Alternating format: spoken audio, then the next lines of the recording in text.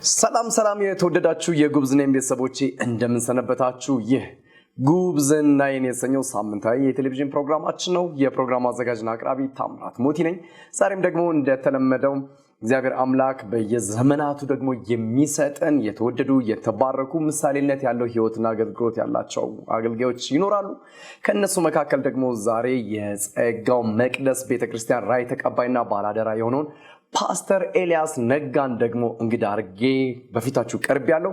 ዛሬ ደግሞ በደቀ መዝሙር አቅጣጫ በትምህርት አቅጣጫ ደግሞ ከኢትዮጵያ ቤተክርስቲያን እየሳሳ ያሉትን ጉዳዮች እናነሳለን። የትም እንዳትሄዱ። ይህ ጉብዝናዬ ነው። ቀጥታ ወደ እንግዳዬ አልፋለሁ። ከኔ ጋር ነው ፓስተር። እንኳን ደህና መጣ። አመሰግናለሁ። እንኳን ደህና ቆየኝ። እንዴት ነህ? እግዚአብሔር ይመስገን አለሁ። አምሮባል። በሸነና ሆናል እኮ። አመሰግናለሁ። እንዴት ነህ? ህይወት፣ ቤተሰብ፣ አገልግሎት ሁሉ መልካም፣ ሁሉ ድንቅ። ፓስተር እንዴት ነው? ጉብዝናዬን ይከታተላል ወይንስ ዛሬ በእንግድነት ሲመጣ ከዚህ በኋላ አያለው ብሎ ኪዳን ገብቶ ነው የሚሄደው? ክዳኑን ሊያድስ የሚከታተል ከሚከታተሉት ሆኖ እየጠፋ ብቅ ጥልቅ ከሚሉት ነው። ጌታ ይባረክ። ዛሬ እንግዲህ አንተን ወደ ጉብዝናዬ ፕሮግራም ሳመጣ በኢትዮጵያ ቤተክርስቲያን እየላላ ያለ ሚስ እየተደረገ ያለ የደቀ መዝሙር አገልግሎትና እንዲሁም ደግሞ የትምህርት ክፍል አገልግሎት በሱ አቅጣጫ ላይ የእናንተ ቤተክርስቲያን ሲሪየስ በሆነ መንገድ እያስተማረች ዲሳይፕል እያደረገች እንዲሁም ደግሞ ተከታታይ ትምህርቶች ላይ ትኩረት በማድረግ የምታወቅ ቤተክርስቲያን እንደመሆኗ መጠን በዚህ አቅጣጫ እንድናወራ ነው አንተን ኢንቫይት ያደረኩና፣ እስቲ ፓስተር ኤልያስ ዛሬ ላይ በዚህ ራዕይ ከመጓዙ በፊት ምን አይነት መንገድ ላይ ነበር? በዚህ ጀምር። አመሰግናለሁ በጣም። እንግዲህ ወደ እግዚአብሔር አሁን ወደ ሰጠኝ አገልግሎት መስመር ውስጥ ከመግባቴ በፊት በተለያዩ ቦታዎች የመንግስት ቢሮ ውስጥ ሰርቻለሁኝና የሰራሁባቸው ቦታዎች መካከል አንዱ እንግዲህ እዚሁ የኢትዮጵያ ኩራት የሆነው በኢትዮጵያ አየር መንገድ እዚህ ቦሌ ኤርፖርት ውስጥ ጎረቤታችን እዚሁ አጠገባችን እና ለመጀመሪያ ጊዜ ወደ አዲስ አበባ የመጣሁበት አጋጣሚም በዛም ስራ ምክንያት ነው። እንግዲህ በዚህም ባለፈ ጅማ ኤርፖርት ውስጥም ደግሞ በኢትዮጵያ ፌዴራል ፖሊስ አባልነት እንግዲህ አገልግያለሁ ማለት ነውና፣ ኦኬ። ይሄ ቆመና ለካ ምን ውስጥ የገባ ነው በለኛ። አንዳንድ ጊዜ ጥሩ ነው ብዬ አስባለሁ። ወጣቶችም ቢሆኑ አገልጋዮች የሆነ ትንሽ ውትድርናን ስልጠና ቀመስ ቢያደርጉ። ስለዚህ ራሴን እንትን እያደረኩ ልጠይቃል። የሚገለጥ ነገር አይኖርም ማለት አሁን ጸጋው ነው የሚገለጠው። ጌታ ይባረክ።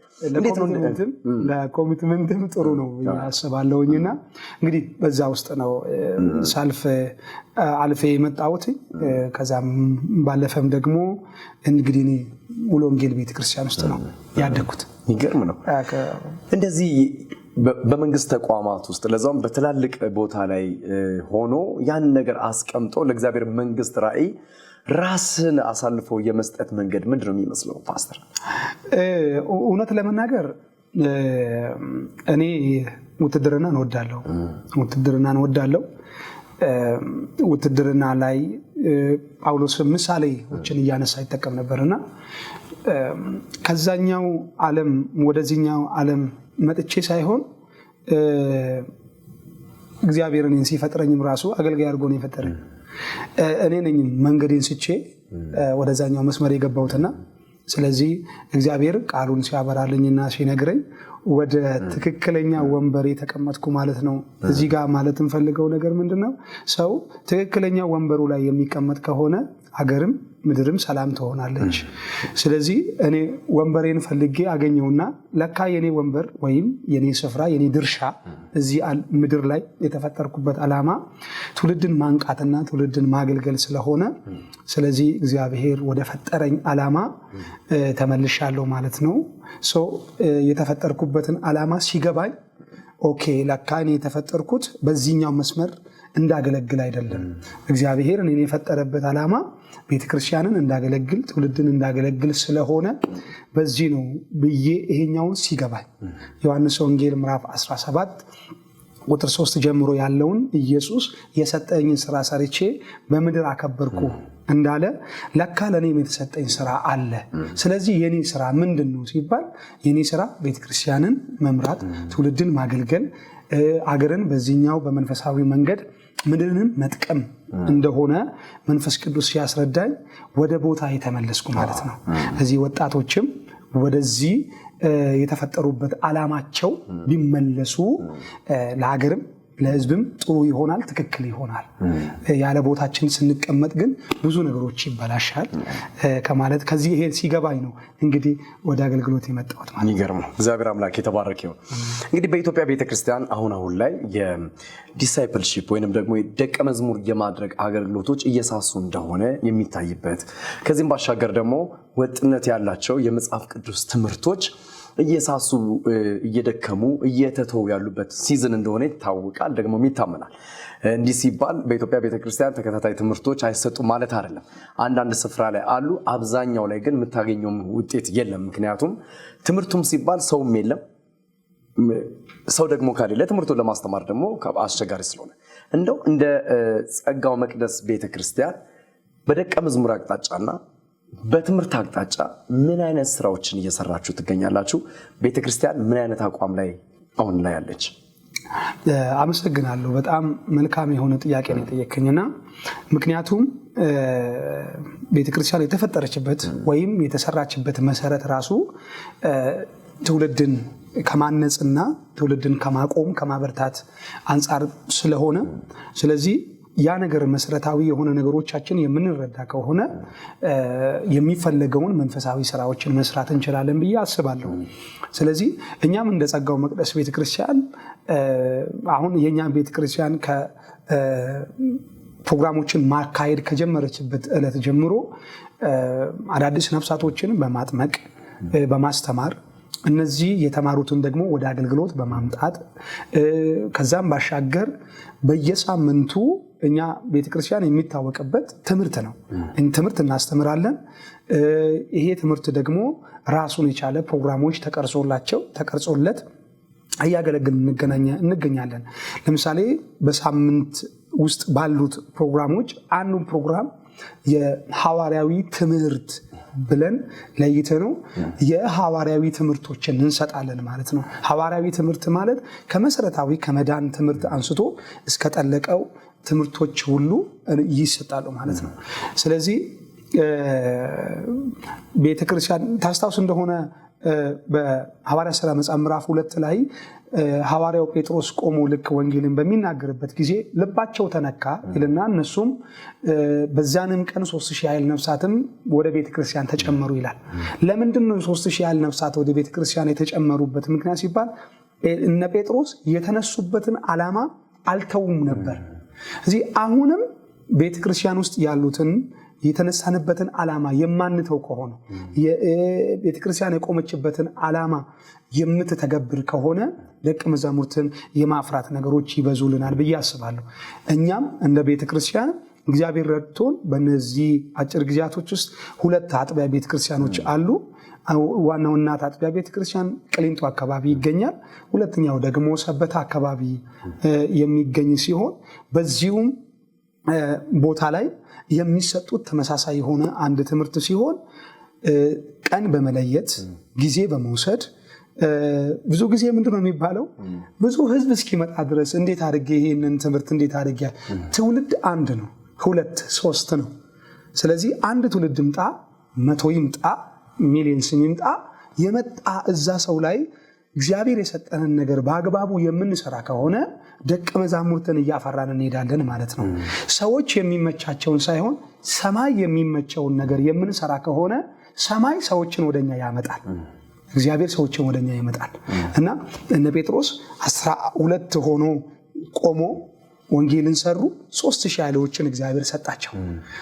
ለምን የቆሙበትን እግዚአብሔር የፈለገውን ነገር ያንን ሐሳብ እየሰሩ ስለነበረ ማለት ነው። እዚህ እኛም እንደ ቤተክርስቲያናችን የትምህርት ቀን ብቻ ማለት ለጉባኤ የሚሰጥ የትምህርት ቀን ተከታታይ ትምህርቶች ብዙ ሰው ይምጣ ጥቂት ሰው ይምጣ ይዳ የመጣ ሰው ላይ በደንብ እግዚአብሔር የሰጠንን ነገር በአግባቡ የምንሰራ ከሆነ እግዚአብሔር የሚበዛውን ይሰጠናል ብለን እናምናለን። እኛም እንደ ቤተክርስቲያን ይህን እንዳቋም ይዘን እየተገበርንና እየሰራን እግዚአብሔርም ትውልዶችን ብዙ ቤታቸው የተቀመጡትን አቅም ያላቸው ጸጋ ያላቸው ነገር ግን በተለያየ ምክንያት ወድቀው ቤት የተቀመጡትን እግዚአብሔር እያነሳቸው ወደ አገልግሎት እያመጣቸው ጌታን የማያውቁት ጌታን እየተቀበሉ እየተጠመቁ እያገለገልን በዚህ ሁኔታ ላይ እንገኛለን ማለት ነው። እግዚአብሔር አምላክ የተባረከው። እንደው ፓስተር በኢትዮጵያ ቤተክርስቲያን አሁን ላይ የምስጋና ኮንፈረንስ የኃይል ኮንፈረንስ የነፃ መውጣት ኮንፈረንስ የአምልኮ ኮንፈረንስ ሲባል ብዙ ሰዎች ይመጣሉ።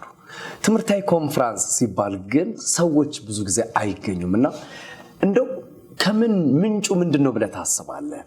ሰዎች ትምህርታዊ ፕሮግራሞች ላይ እንዳይገኙ የሆነበት ምክንያት ምንድነው? ሌሎች ቦታ ላይ ታገኛቸዋለህ። ትምህርታዊ ግን ሲባል የሳሳ ነው። እንግዲህ ወይ አገልጋዮች መሪዎች ጥቂት ሰዎች ሊገኙ ይችላሉ። ከዛ ባሻገር ግን በሌሎች ፕሮግራሞች ጥሪ እንደሚመጣው የሰው ልክ ያህል ትምህርታዊ ፕሮግራሞች ላይ አይገኙም። ምክንያቱ ምንድነው? እውነት ነው። ብዙ ጊዜ ተመለከተን ከሆነ እንግዲህ በተለይኛ አፍሪካ ውስጥ ያለነው አጥቢያ ቤተክርስቲያኖች እና አብያተ ቤተክርስቲያናት እንደ ሀገርም እንደ አህጉርም የሆነ ጠቅለል አድርገን ስንመለከት ስጋዊ ችግሮች ይታዩብናል። ስጋዊ ችግሮች ማለት የገንዘብ ችግር ሊሆን ይችላል፣ የማቴሪያል ችግር ሊሆን ይችላል፣ ብዙ ችግሮች ይኖራሉ። ስለዚህ ወደ ቤተክርስቲያን ሰዎች የምንስብበትና የሚመጣበት መንገድ እነዛን ነገሮችን ከማሳካት አንጻር ስለተቃኙ ለምሳሌ እንበልና አንድ ጊታር ወይም ክራር አንስተን በቃኘነው ልክ ነው ድምጽ የሚያወጣልን። በቃኘኑ ልክ እንግዲህ ብዙ አይነት የድምጽ ነገሮች አሉ። እሱን እኔ ባለሙያ ስራ አይደለም ባላቅም ግን በተቃኘው ልክ እንደሚወጣ አውቃለሁ። ስለዚህ ምንድነው መጽሐፍ ቅዱሳችን እንደሚናገረው መሪዎች ስለመሩ ይላል። መሪዎች ስለመሩ ህዝቡ በገዛ ፈቃዱ ነፍሱን ስለሰጠ እግዚአብሔርን አመስግኑ ይላል መሳፍንት መጽሐፍ ላይ። ስለዚህ ለምንድነው ህዝቡ ነፍሱን የሰጠው ሲባል መሪዎች ስለመሩ። ስለዚህ መሪዎች እነሱ ጋር ያለውን ትምህርት እነሱ ጋር ያለውን ኢየሱስን እኮ ትምህርቱን ፈልገው ይከተሉት ነበር፣ ፈውሱን ብቻ አይደለም። ምንድነው መሰረታዊ ችግሩ ተብሎ ካለ ሁለት ነገሮች ይታየኛል። ምንድነው እሱ? መሪዎች በሚገባ መንገድ እነሱ ጋር ያለውን ምግብ ለህዝቡ በሚገባ መንገድ ስለማያቀርቡ ነው። አሁን ለምሳሌ መቼም በዚህ ዕቃ የሚጠጣ ነገር እንጂ የሚበላ ነገር አይቀርብም። የሚበላ ምንም ነገር ብታቀርብልኝ ያቀረብክልኝ ነገር መንገዱ ትክክል ስላልሆነ ላልቀበል እችላለሁ። ስለዚህ የምታቀርብልኝን ነገር አንተ ጋር ያለውን መልካሙን ምግቡን የሚጠቅመኝን ለኔ የሚጠቅመኝን አንተ ጋር ያለውን ነገር እኔ ልቀበለው በሚችለው መንገድ ልታቀርብልኝ ይገባል ማለት ነው። ስለዚህ ብዙ አስተማሪዎቻችን፣ ብዙ መጋቢዎቻችን፣ ብዙ ወንጌላዮቻችን ለህዝቡ ትምህርታቸውን የሚያቀርቡበት መንገድ ህዝቡ መጥቶ ምግቡን የሚበላበት መንገድ አድርገው ስለማያቀርቡ ነው። አንደኛው ይሄ ነው። ስለዚህ እኛ መስተካከል አለብን ብዬ አስባለሁ። አስተማሪዎች መስተካከል አለብን ብዬ አስባለሁ። ስለዚህ ለህዝቡ ሊመገቡ በሚችሉበት ቀለል ባለ መንገድ፣ ሊገባቸው በሚችል መንገድ፣ ባለ ማወሳሰብ እንዲሁም ደግሞ ምንድነው ዕውቀት ብቻ ባልሆነ ፊደል ባልሆነ መንፈስ ባለው ነገር መቅረብ አለበት ብዬ አስባለሁ። ይሄ ስለሌለም ነው። ሁለተኛ ነገር ደግሞ ምንድነው ህዝቡ ችግሩን ወይም አካላዊ ነገሩን ለማስፈጸም ብቻ ነው ወደ ቤተ ክርስቲያን እንዲመጣ ተደርጎ የተቃኘ። ስለዚህ ሰው ይሄንን ነገር ማስወገድ አለበት። እነዚህ ሁለቱ መሰረታዊ ነገሮች ካልተስተካከሉ በስተቀር ከሰጪው እና ከተቀባዩ ካልተስተካከለ በስተቀር አሁንም ነገሮቻችን እየዋዠቁ ጥሶ የማለፍ ዓመት እያልን ነገር ግን ጥሰን ሳናልፍ እዛው ቁጭ ብለን የመብረር ጊዜያችን እያልን ግን ወዴትም ሳንበር እዛው ቁጭ ባልንበት ሁኔታ ላይ ጊዜያችን ያልቃል፣ ዘመናችን ያልቃል ማለት ነው። እነዚህ አስተማሪውም ተማሪውም የሚማርበት መንገድ ካልተስተካከለ በስተቀር ነገሮች ይሄን ሆነለበት። ምናልባት እንደተጨማሪ ልጠቅስ የምችለው ነገር ምንድነው ኢየሱስን ነው አይደለ አርአያ አድርገን ልንከተለው የምንችለው። እዚህ ኢየሱስን ተመልክተን ከሆነ ኢየሱስ የታመሙትን ይፈውሳል። ኢየሱስ ትምህርት ለሚያስፈልጋቸው ትምህርት ይሰጣል። ዲሊቨርድ መደረግ ያለባቸው ዲሊቨርድ ይሆናሉ። አንዳንድ ቤተክርስቲያኖች ጋር ካይልክ ደግሞ ጥራዝ ነጠቅ ነው ያሉት። ወይ ትምህርት ብቻ ነው ያለው ወይም ደግሞ አካላዊ ፈውስ የምንቀበልባቸው ጸሎቶች ብቻ ናቸው ያሉት። እዚህ ግን ሁለቱንም መዋሃድ አለባቸው። ሰው ከስጋዊ ነገርም መላቀቅ አለበት፣ መፈወስ አለበት፣ በትንቢት መጽናናት አለበት፣ ዲሊቨርድ መደረግ አለበት፣ ሂሊንግ መካፈል አለበት። በዛም ልክ ደግሞ ትምህርቶችንም ደግሞ መካፈል አለበት። መልካም መረዳት ነው ፓስተር፣ ጥሩ እይታ ነው ያየኸው። እንግዲህ ሚስ አንደርስታንዲንጎቹ ከህዝቡ ብቻ አይደለም መሪውም ጋም ራሱ ያሉትን ክፍተቶች የሚያሳይ ነውና የምናቀርበው ነገር ብቻ ሳይሆን የምናቀርብበትን መንገድም ራሱ አንድ ራሱን የቻለ ወሳኝነት ይኖራል። እግዚአብሔር አምላክ የተባረከ ይሁን። እንደው የኢየሱስ ክርስቶስ አንደኛውና ዋነኛው ትእዛዝ ደቀ መዛሙርት ያድርጓቸው የሚል ነው። አሁን ላይ የኢትዮጵያ ቤተክርስቲያን እንደ እውነቱ ከሆነ ደቀ መዛሙርት እያደረገች ነው ወይ? በቤተክርስቲያን ውስጥ ደቀ መዛሙርቶች አሉ ወይ? ወይንስ ሁሉም በደረሰበት የሚመላለስ ባገኘበት የሚገባ በቃ ከዚህኛውም ከዛኛውም የሚሆን አይነት ምዕመናኖችን ነው እያፈራን ያለ ነው? ወይንስ ትክክለኛ ደቀ መዝሙር እያደረግን ያለንበት ወቅት ነው ብለህ ታስባለህ? እንግዲህ 100% ደቀ መዛሙርት የለንም ብለን መዝጋት አንችልም። ኢትዮጵያ ቤተክርስቲያን ደቀ መዛሙርት አላት። አዎ አላት። ግን እንደሚገባ ተሰርተውበታል ወይ ከተባለ እንደሚገባ አልተሰራበትም። እንዳለን አቅም ልክ እንዳለን መሰጠትና እንዳለን ትጋት ልክ ደቀ መዛሙርት ላይ አልተሰራም። ምን ላይ ነው እየተሰራ ያለው? አዳራሾችን መገንባት ላይና አገልጋዮች ደግሞ መሪዎች የተባሉት ደግሞ የግል ህይወታቸውን ከማደራጀት አንጻር ብቻ ላይ ነው። ከህዝቡ በሚያገኙት ነገር ግል ጉዳዮቻችን ከማደራጀት አንጻር ብቻ ነው እየተሰራ ያለው።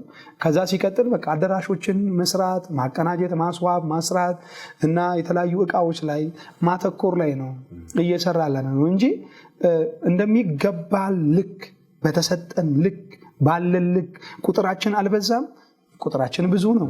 ነገር ግን ምኑ ነው ትክክለኛ ደቀ መዝሙር ምን ያህል ነው ብለን ብናስቀምጥ በፐርሰንት በጣም የሚያሳዝን እንግዲህ የተረጋገጠ ጥናት ባይሆንም በእኔ ግምት እጅግ በጣም የወረደ ከ15% በታች ከ15% በታች ደቀ መዛሙርት ኢትዮጵያ ውስጥ በዚህ ሰዓት አለ ማለት ትንሽ ይከብዳል።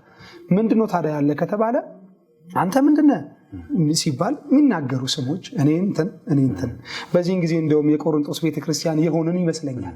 ምንድነው እሱም አንዱ የአጵሎስ፣ አንዱ የኬፋ፣ አንዱ የጳውሎስ፣ አንዱ የክርስቶስ እያለ ራሱን የሚለይበት ጊዜ ላይ ነው ያለ ነው። ታምራቶች አሉ፣ ድንቆች አሉ፣ ብዙ የሚያስገርሙ ፈውሶች አሉ፣ ብዙ ነገሮች አሉ። በዛው ልክ ደግሞ የሚያጭበረብሩ ብዙ ነገሮችም አሉ።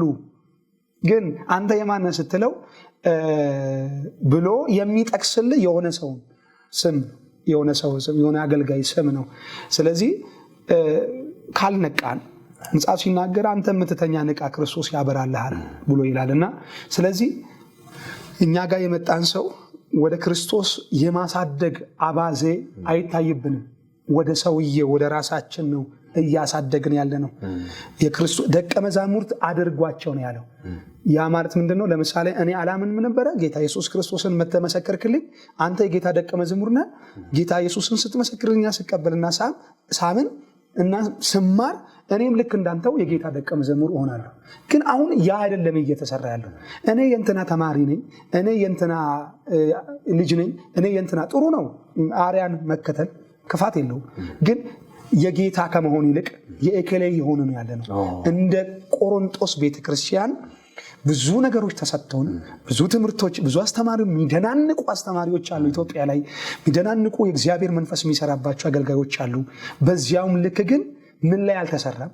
ደቀ መዝሙር ማድረግ ላይ አልተሰራም። ስለዚህ የራሳችን የሆነ ሰው ከማደራጀት እኔ እኮ እንትና ከተነካ በቃ የሚነሱ ግሩፖች አሉ። እንትና ከተባለ የሚነሱ ሚዲያ ላይ እያየን ስለሆነ ማለት እንትና የሚባል ስም ከተነሳ የሚነሱ ግሩፖች አሉ። ከግሩፖችን ፈጥረናል፣ ጎራዎችን ፈጥረናል፣ ሰፈሮችን ሁሉ ለይተናል። እነዚህ ነገሮች ደግሞ ከተጠራንበት ዓላማና ሐሳብ ከተጠራንበት ግብ አንጻር እየወደቅን እንጂ እየሰራን አይደለም። እንደውም እኔ ያሰጋኛል፣ ያስፈራኛል። ምንድነው የሚያስፈራኝ? ከተወሰነ ዓመታት በፊት እንዴት ነበረ የኢትዮጵያ ክርስትና ሲባል ከሆንኩማ አይቀር ጴንጤ ነው ከሆነማ አይቀር እሱን ለስራ እሱን ለትዳር የሚፈልግበት ጊዜ ነበረ። አሁን ግን ጴንጤ የሚፈራበት እንዴ እንትናማ የሚዋሽ እሱ እኮ ውሸት እኮ እሱ ጋር ነው ያለው። ስራ ተቀብለው የሚዋሹ ሲነግዱ የሚያጭበረብሩ ትዳራቸውን የሚፈቱ ልጆቻቸውን በአግባብ የማያስተዳድሩ ሁሉ የቱ ጋር ያለ ሲባል እኛ ማህበረሰብ ውስጥ ነው ያለው። ይሄን ነገር ሳየው ከጥቂት ዓመታት በኋላ ወዴት እየሄድን ያለ ነው? የቱ ጋር እንደርሳለን? ልጆቻችንን ሚዲያ ወስዷቸዋል። ከዛ ባለፈ ደግሞ ሲቀጥል ጓደኞቻቸው ወስዷቸዋል። ዓለም ወስዷቸዋል። የማን እንደሆነ እንኳን የማይታወቅ አንተ ምንድነው ሲባል እስቲ 5ቱን ሶላዎችን ንገረኝ ስትል የማይናገር አገልጋይ እኮ ባለበት ዓለም ውስጥ ነው ያለ ነው አሁን ኢትዮጵያ ላይ ማለት ነው። እስቲ 5ቱ ሶላዎች እኛ ከኦርቶዶክስ እኮ የተለያየንበት ምክንያት እኮ ከካቶሊክ የምንለይበት ወንጌል አማኞች ስለ ቅዱሳንና ስለ ማርያም ምልጃና ምናምን አይደለም። እሱ ኤሌመንተሪ ጉዳይ ነው፣ ሌላ ጉዳይ ነው። 5ቱ ሶላዎችን ንገረን ሲባል እንኳን መናገር የማይችል መሪ ባለበት ሀገር ላይ ያለ ነው። ስለዚህ ይሄ ታዲያ ምን አይነት ደቀ መዝሙርት ያፈራል ሲባል ልክ እሱም የማያስተውል ህዝብ ደግሞ ይገለበጣል። የምፈራው የምሰጋው ይቺን ነገር ነው።